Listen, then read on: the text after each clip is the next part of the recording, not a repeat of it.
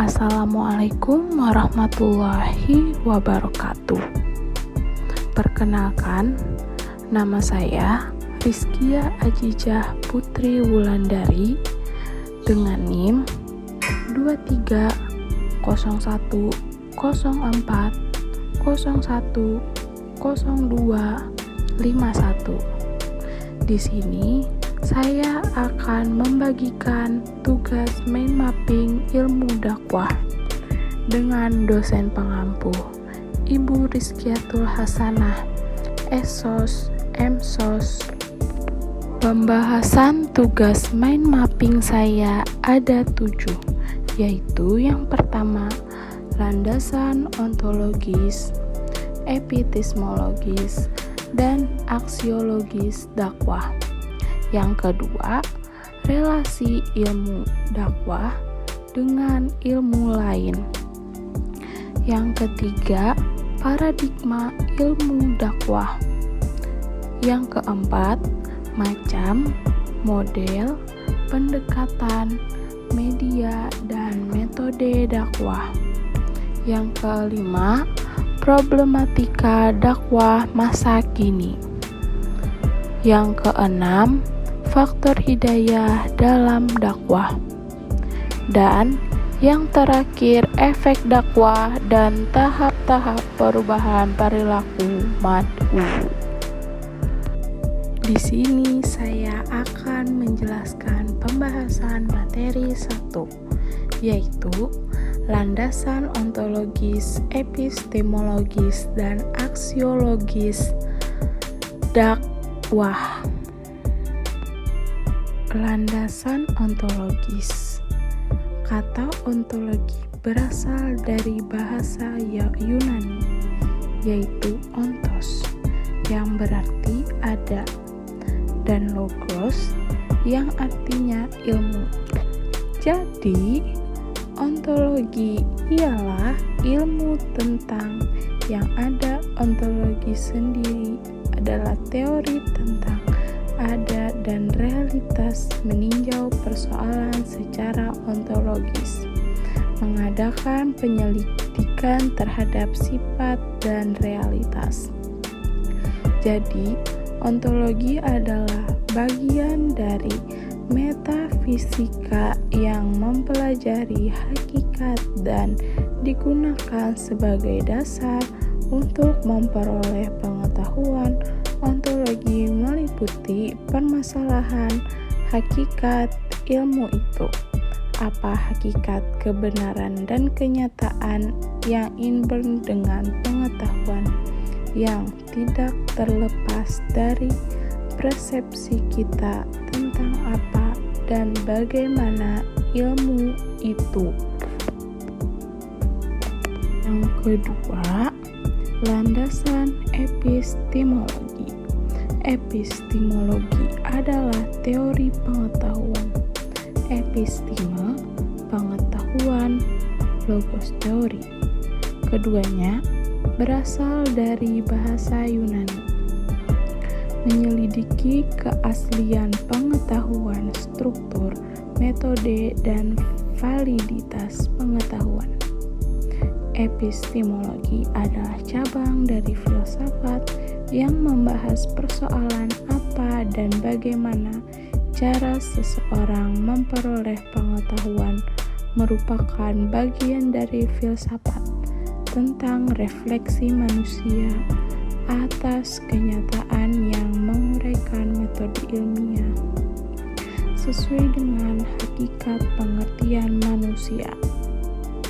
Dalam tradisi keilmuan keislaman, setidaknya ada 3 bentuk epistemologi yang berkembang, yakni epistemologi bayani, epistemologi irfani, dan epistemologi burhani. Secara etimologis, bayani berarti penjelasan, pernyataan, ketetapan, sedangkan secara terminologis bayani mengandung arti pola pikir yang bersumber pada nas, ijma, dan ijtihad. Dan landasan aksiologis. Apa itu landasan aksiologis? Aksiologis berarti teori tentang nilai dalam kaitannya dengan ilmu dakwah, yang secara epistemologi berarti panggilan atau ajakan untuk memahami kebenaran teologis Islam. Maka, nilai kebenaran mendasar merupakan landasan aksiologis bagi pengembangan dakwah. Kedudukan dakwah sebagai ilmu dapat ditemukan pada argumen yang dapat menjawab sejauh mana dakwah memiliki kriteria sebagai ilmu. Menurut Sambas, aksiologi ilmu dakwah adalah yang pertama, mentransformasikan dan menjadi namhaj khairiyah, mewujudkan ajaran Islam menjadi tatanan khairul ummah. Yang kedua, mentransformasikan iman menjadi amal soleh jamaah. Yang ketiga, dan atau yang terakhir, membangun dan mengembalikan tujuan hidup manusia, meneguhkan fungsi khalifah manusia menurut Al-Quran dan Sunnah. Pembahasan materi 2 yaitu relasi ilmu dakwah dengan ilmu lain. Apa sih relasi ilmu dakwah dengan ilmu lain? Jadi, relasi ilmu dakwah dengan ilmu lain, ilmu dakwah memiliki relasi yang erat dengan berbagai ilmu lain, seperti ilmu komunikasi. Ilmu komunikasi memahami prinsip-prinsip komunikasi, membantu dalam menyampaikan pesan dakwah dengan lebih efektif dan membangun hubungan yang baik dengan audiens. Psikologi. Psikologi mengetahui aspek-aspek psikologi, membantu dalam memahami pemikiran dan perasaan orang, sehingga dakwah dapat disampaikan dengan lebih sesuai dan memotivasi perubahan positif. Ilmu sosial. Ilmu sosial memahami struktur sosial dan dinamika masyarakat, membantu dalam menyesuaikan metode dakwah agar relevan dengan konteks sosial. Hukum. Hukum mengetahui aspek hukum, membantu dalam menyampaikan dakwah sesuai dengan norma dan aturan yang berlaku. Teknologi informasi. Teknologi informasi, pemanfaatan teknologi informasi dapat memperluas jangkauan dakwah dan meningkatkan aksesibilitas informasi keberagamaan masyarakat. Bahasa dan sastra keterampilan. Bahasa dan sastra keterampilan adalah dalam penggunaan bahasa dan sastra membantu menyampaikan pesan dakwah dengan kejelasan dan keindahan, memperkuat daya tarik pesan. Ilmu pendidikan. Ilmu pendidikan memahami prinsip-prinsip pembelajaran, membantu dalam merancang metode dakwah yang efektif dan mendidik. Ekonomi. Ekonomi, pemahaman aspek ekonomi, membantu dalam merancang program dakwah yang dapat memberikan solusi konkret terhadap masalah ekonomi dalam masyarakat. Hubungan ini menciptakan landasan yang kuat untuk menyampaikan pesan dakwah secara holistik sesuai dengan kebutuhan dan konteks masyarakat. Selanjutnya, pembahasan materi ketiga yaitu paradigma ilmu dakwah. Apa sih paradigma ilmu dakwah? Paradigma ilmu dakwah adalah suatu kerangka berpikir yang penting bagi pengembangan ilmu dakwah. Paradigma ini membantu para ilmuwan dakwah dalam memahami, meneliti, dan mengembangkan ilmu dakwah, serta membantu para dai dalam melaksanakan tugas dakwahnya secara efektif.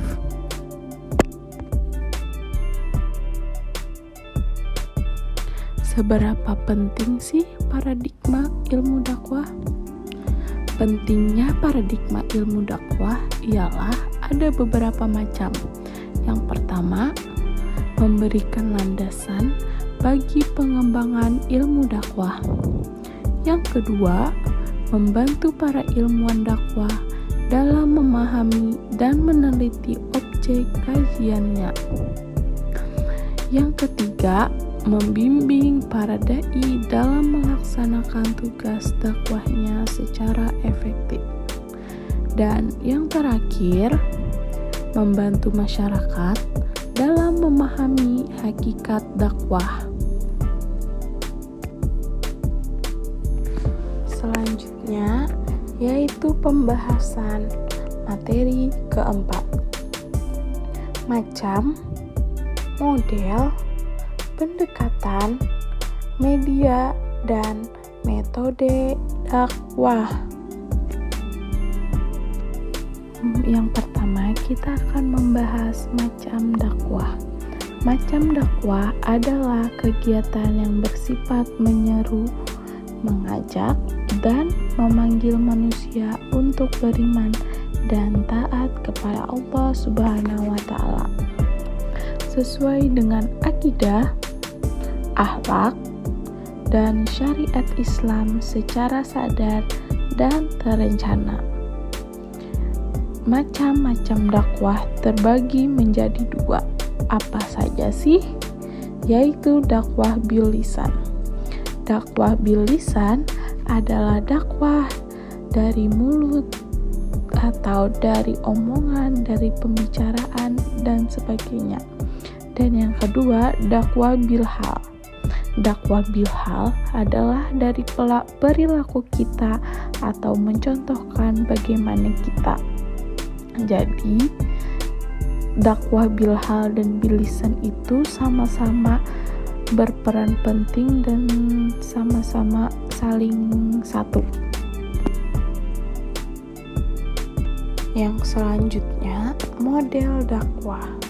Model dakwah adalah pola interaksi dalam aktivitas dakwah yang diharapkan menjadi acuan bagi pelaksanaan aktivitas dakwah, sehingga pencapaian matlamat dari proses aktivitas dakwah.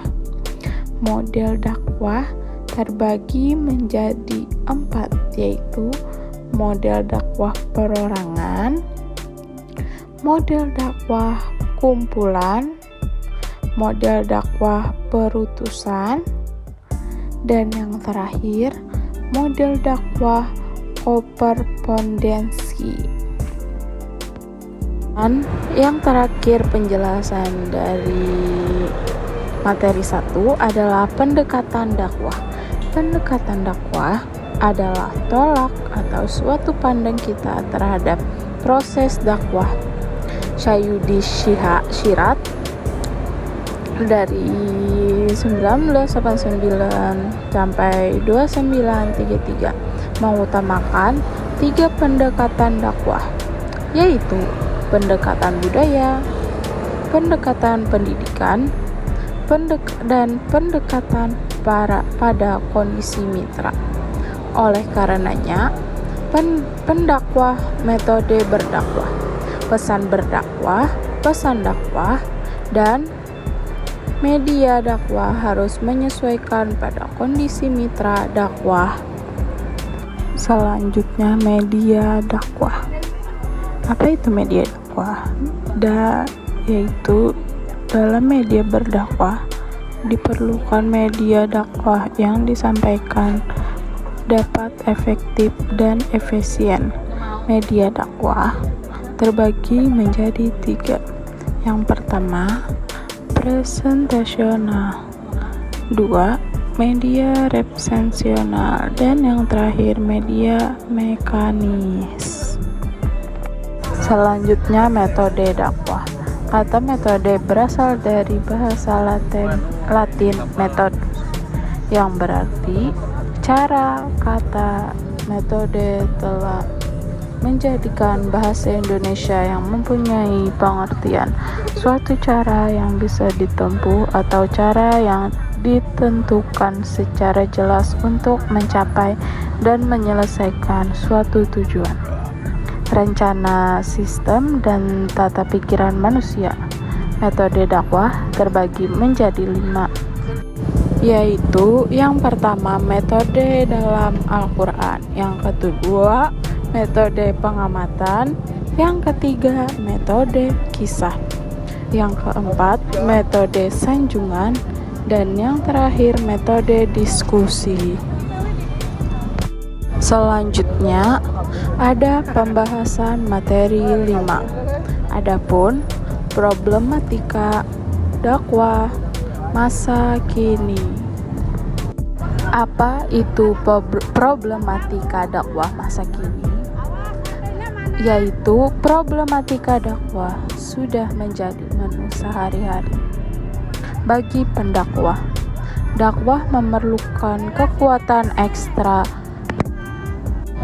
tidak hanya mengajak dan berbicara, tetapi dapat mengontrol atau mengevaluasi hasil dakwah adalah suatu masalah yang sangat penting dan urgent dari tujuan dakwah itu sendiri. Problematika dakwah masa kini terbagi menjadi 2, yaitu 1. Problematika dakwah, dan yang kedua problematika yang pertama problematika dakwah internal, dan yang kedua problematika dakwah eksternal. Selanjutnya, yang keenam, pembahasan materi 6, faktor hidayah dalam dakwah. Faktor hidayah dalam berdakwah. Apa itu? Faktor hidayah dalam berdakwah merupakan upaya yang dilakukan oleh umat muslim untuk menyebarkan ajaran Islam kepada orang lain. Salah satu tujuan dari dakwah adalah untuk membawa hidayah kepada orang-orang yang belum mengenal atau memahami agama Islam. Hidayah sendiri merupakan anugerah dari Allah Subhanahu wa Ta'ala yang memberikan petunjuk kepada seseorang untuk mengenal dan mengetahui jalan yang benar. Dalam konteks dakwah, faktor hidayah menjadi sangat penting. Ada beberapa faktor yang dapat mempengaruhi seorang untuk mendapatkan hidayah melalui dakwah. Yang pertama adalah kehendak dan kerelaan individu untuk menerima hidayah. Tanpa keinginan dan kerelaan dari individu tersebut, dakwah mungkin tidak akan efektif. Selain itu, faktor-faktor lingkungan juga dapat mempengaruhi hidayah seseorang. Misalnya, keluarga yang praktik agama Islam dengan baik dan memberikan contoh yang baik dapat menjadi faktor penting dalam mendapatkan hidayah. Selain itu, pengaruh dari teman-teman, lingkungan sosial, dan media juga dapat memainkan peran dalam mendapatkan hidayah. Dan yang terakhir yaitu pembahasan materi ke-7, efek dakwah dan tahap-tahap perubahan perilaku mad'u, yaitu efek dakwah dan tahap-tahap perilaku mad'u ialah dengan memengaruhi jiwa seseorang sehingga dapat membangkitkan kesadaran dan dapat menerima dan melakukan suatu tindakan.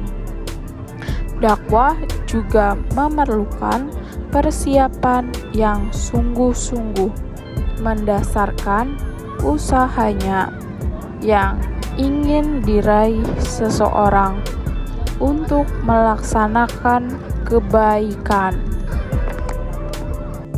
Mad'u terbagi menjadi 3. Apa saja sih? Efek kognitif, efek afektif, dan efek behavior. Yang pertama, saya akan menjelaskan efek kognitif. Efek kognitif menerima pesan dakwah. Mitra dakwah akan menyerap isi dakwah tersebut melalui proses berpikir yang dapat dipahami dan dimengerti. Yang kedua, efek afektif. Efek afektif merupakan pengaruh dakwah berupa perubahan mitra dakwah setelah menerima pesan dakwah. Dan yang terakhir, efek behavior. Efek behavior merupakan suatu efek dakwah yang berkenaan dengan pola tingkah laku mitra dakwah dalam pesan dakwah yang diterima dalam kehidupan sehari-hari. Jadi, itulah mind mapping dakwah saya. Ini adalah tugas UAS. Mohon maaf bila ada salah kata ataupun salah bicara, karena yang sempurna hanyalah milik Allah Subhanahu wa Ta'ala. Sekian dari saya atas nama Rizkia Ajijah Putri Wulandari dengan NIM 230104010251. Mohon maaf yang sebesar-besarnya. Assalamualaikum warahmatullahi wabarakatuh.